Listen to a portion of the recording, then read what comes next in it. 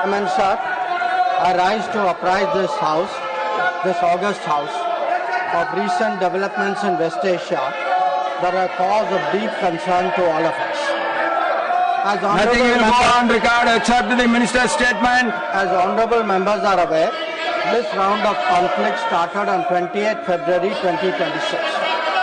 It has witnessed not only fighting between Israel and the United States on one side and Iran on the other, but also attacks on a number of Gulf states. There have been numerous casualties, including at the leadership level in Iran. Nothing will go on record except the minister's statement. As well as destruction of infrastructure in the region. At the very outset, government had issued a statement on 28 February expressing its deep concern and urging all sides to exercise restraint, avoid escalation, and prioritize the safety of civilians. We believe, and we continue to believe, that dialogue and diplomacy should be pursued to de-escalate tensions and address underlying issues. Sir, it is also imperative that the sovereignty and territorial integrity of all states in the region be respected. Given the gravity of the situation, the Cabinet Committee of Security, CCS, met on 1 March under the chairmanship of the Honorable Prime Minister. It was briefed on the airstrikes in Iran and the subsequent attacks in several Gulf countries. The CCS was concerned over the safety and security of the Indian community in the region. It also focused on the implications for regional security and for economic and commercial activities. The committee was apprised of difficulties faced by Indian travelers transiting the region and by students appearing for scheduled examinations in these countries. It directed all concerned ministries and departments to take appropriate measures to respond to these problems. Honorable Prime Minister continues to closely monitor emerging developments and relevant ministries are coordinating to ensure effective responses. Sir, the conflict has continued to intensify and the security situation in the region has deteriorated significantly. We have noted that, in fact, the conflict has spread to other nations with mounting destruction and deaths. Normal life and economic activities in the entire region are visibly affected and in some cases expressing our sorrow at the loss of lives. Honorable Chairman, sir, while any development that negatively impacts peace and security in the world is deeply troubling, this ongoing conflict is an issue of particular concern for India. We are a neighboring region and understandably have obvious stakes. Asia remains stable and peaceful. There are almost 1 crore Indian citizens who live and work in the Gulf nations. In Iran too, there are a few thousand Indians who are there for study or for employment. The region is key to our energy security and includes many important suppliers of oil and gas. Chairman sir, the Gulf is also a major trade partner, accounting for almost $200 billion annually.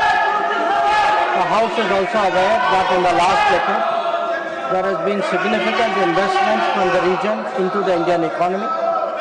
Therefore, serious supply chain disruptions and climate of instability that we perceive are serious issues.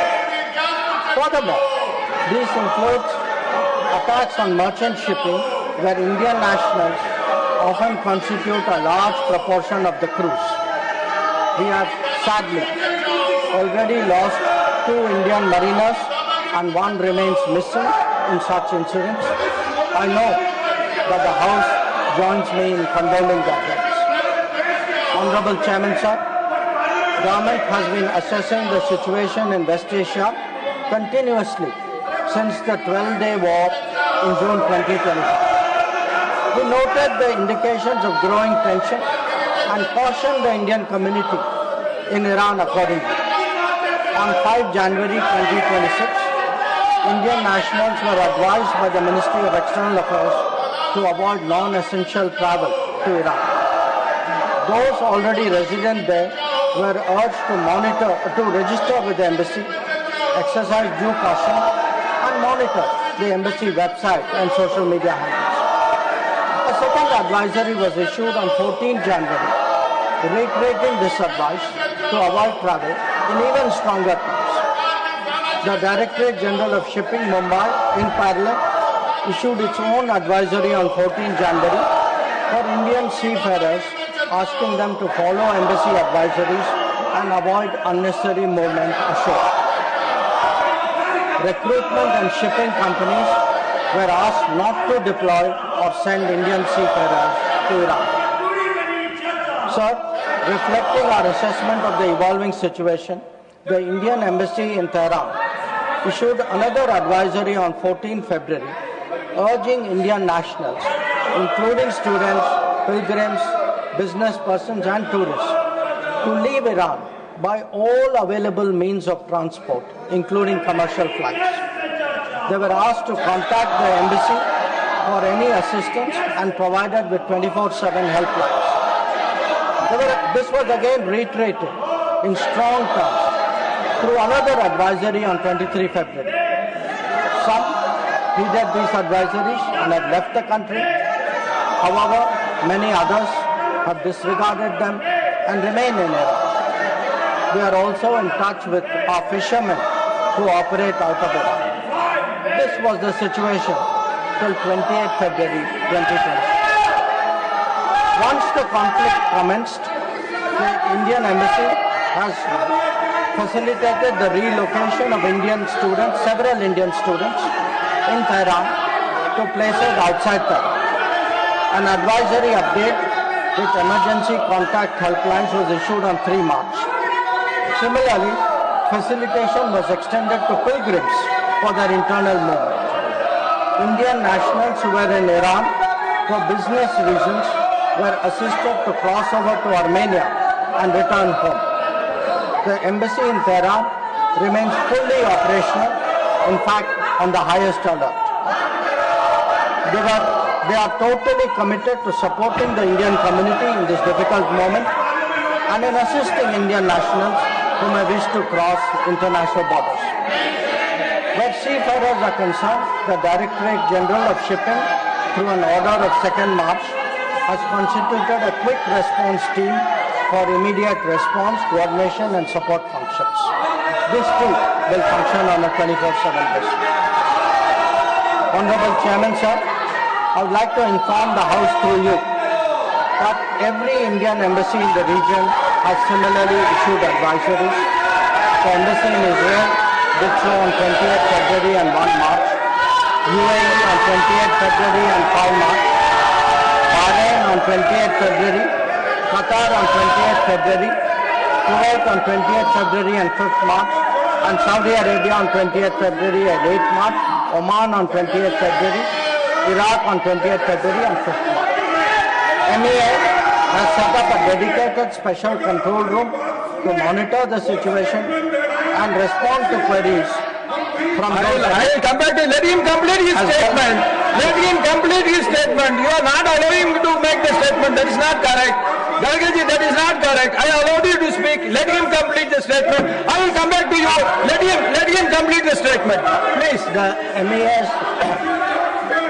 The MEA's latest update on this was issued on 7th of March.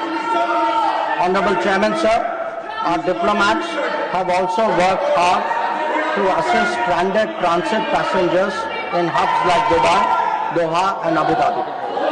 They have facilitated international border crossings for Indian nationals, including from UAE to Oman and from Qatar, Kuwait and Bahrain to Saudi Arabia. Wherever there has been a partial opening of airspace, we have approved and undertaken commercial flights, including non-scheduled flights, to enable the return of Indian passengers. Our estimate is that as of yesterday, almost 67,000 of our nationals have done so. Sir, I also saw, today I was informed of a handout information put out by the Ministry of Civil Aviation, and this tells us of the efforts government is making. Yesterday there were 15 inbound flights operated by Indian carriers which arrived in India. On the 7th. On the 8th there were 49 flights, and on the 9th there are 50 flights. So I want to assure the House that every effort is being made that those who are stuck in the region, those who are transit passengers who are there, those who need to come back urgently from this region, we are making every effort for them to do so. Chairman, sir, throughout this period, government maintained close contact with relevant countries. Honorable Prime Minister himself has spoken to the President of UAE, the Amir of Qatar, the Crown Prince of Saudi Arabia, the Crown Prince of Kuwait, the King of Bahrain, the Sultan of Oman, the King of Jordan, and the Prime Minister of Israel. In each case, we received assurances that the well-being of the Indian community would be a priority for the host government. I have similarly been in close touch with my counterparts in these countries. Insofar as the United States is concerned, we have maintained regular contacts through diplomatic channels. While attempts have been made, contacts with Iran at the leadership level are obviously difficult at this time. I have, however, spoken to Foreign Minister Arakchi on 28 February and 5 March 2026. We will continue these high-level conversations in the coming days. So, the House will also be interested in the issue of an Iranian vessel that is currently docked in Kochi. The Iranian side had requested permission on 28 February for 3 ships in the region to dock at our ports. This was accorded on 1 March. IRIS Lavan actually docked on 4th March in Kochi. The crew is currently in Indian naval facilities. We believe that this was the right thing to do, and the Iranian foreign minister has expressed his country's thanks for this human gesture. Honorable Chairman, sir, in view of the implications of this conflict for our energy security, I also seek to address that particular concern. Government remains committed to ensuring that fully taking into account availability, costs, and risks of the energy markets. For us, the interests of the Indian consumer has and will always be the overriding priority. Where required, Indian diplomacy has supported the endeavours of our energy enterprises in this volatile situation. Honourable Chairman, sir, let me conclude by highlighting the 3 guiding factors of our approach. 1. India is in favour of peace and urges a return to dialogue and diplomacy. We advocate de-escalation, restraint, and ensuring the safety of civilians. 2. The well-being and security of the Indian community in the region is our priority. We will continue to work with the governments of the region towards that end. And 3. Our national interest, including energy security and trade flows, will always be paramount. I am confident, sir, that the government has the full support of this august House on this matter. I thank you.